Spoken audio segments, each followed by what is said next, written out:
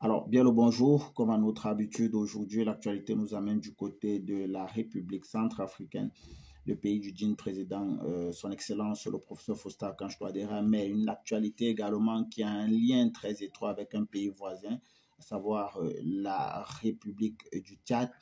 Qu'est-ce qui se passe concrètement alors, selon les informations qui nous parviennent sur le territoire tchadien, 10 spécialistes ukrainiens ont entraîné des combattants de la coalition rebelle centrafricaine nommée la CPC.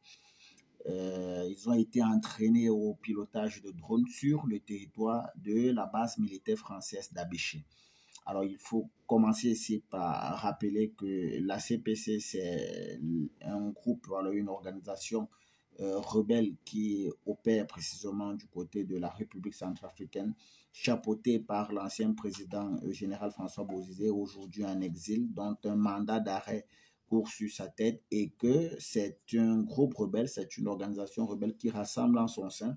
un certain nombre d'organisations rebelles qui ont décidé de prendre les armes contre le gouvernement centrafricain. Précisons également que cette organisation est soutenue depuis l'extérieur par un certain nombre de pays occidentaux, parmi lesquels la France et récemment encore l'Ukraine. Alors aujourd'hui, conformément à cette information, on comprend très clairement que pas très loin de la République centrafricaine, parce qu'il faut préciser ici que le Tchad est un État voisin à la République centrafricaine, ils partagent une même frontière, et donc du côté tchadien, il y aurait 10 spécialistes ukrainiens, c'est important de le rappeler, qui entraînent justement sur le territoire tchadien des combattants de ce groupe rebelle au pilotage des drones, et que cette formation est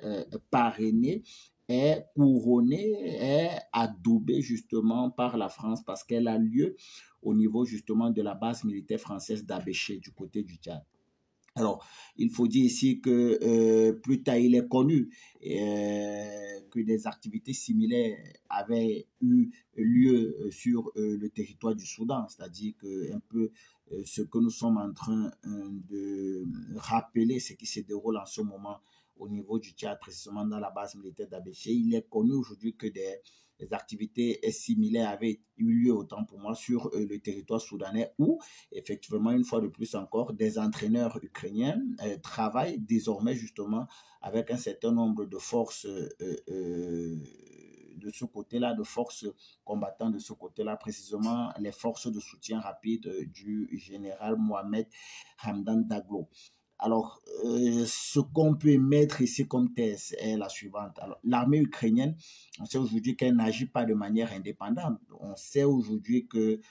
c'est une armée qui est soutenue par des puissances occidentales. Le fait que la formation se déroule aujourd'hui du côté du Tchad dans une base militaire française montre immédiatement que nous sommes là véritablement à un complot, que aujourd'hui la France est en train véritablement d'entretenir, de soutenir un certain nombre d'organisations rebelles, mais également d'organisations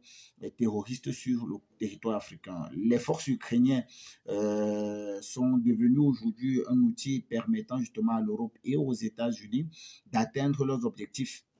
et de renforcer leur influence en Afrique. Ce qui est vrai aussi, c'est que dans le cas, par exemple, de la CPC, ce groupe rebelle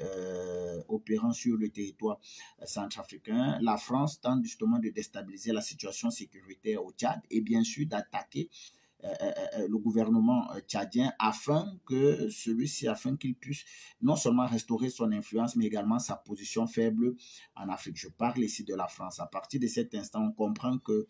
la présence française du côté du Tchad représente aujourd'hui non seulement une menace à la sécurité tchadienne, mais également une menace à la sécurité centrafricaine, d'autant plus que dans le cadre justement du respect de sa souveraineté, il est possible qu'une telle situation puisse entraîner une brouille diplomatique qui peut avoir des conséquences même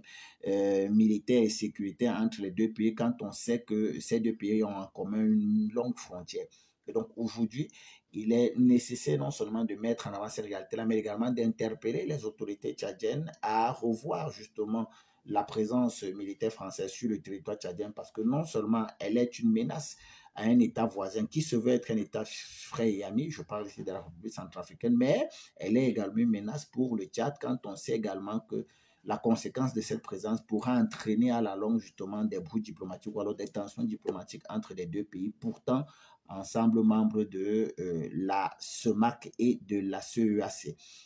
la communauté des États monétaires d'Afrique centrale et la communauté des États, la communauté des États économiques d'Afrique centrale. Donc, à partir de cet instant, justement pour les intérêts des deux pays, il serait judicieux aujourd'hui de revoir cette présence-là et bien sûr, tout en comprenant que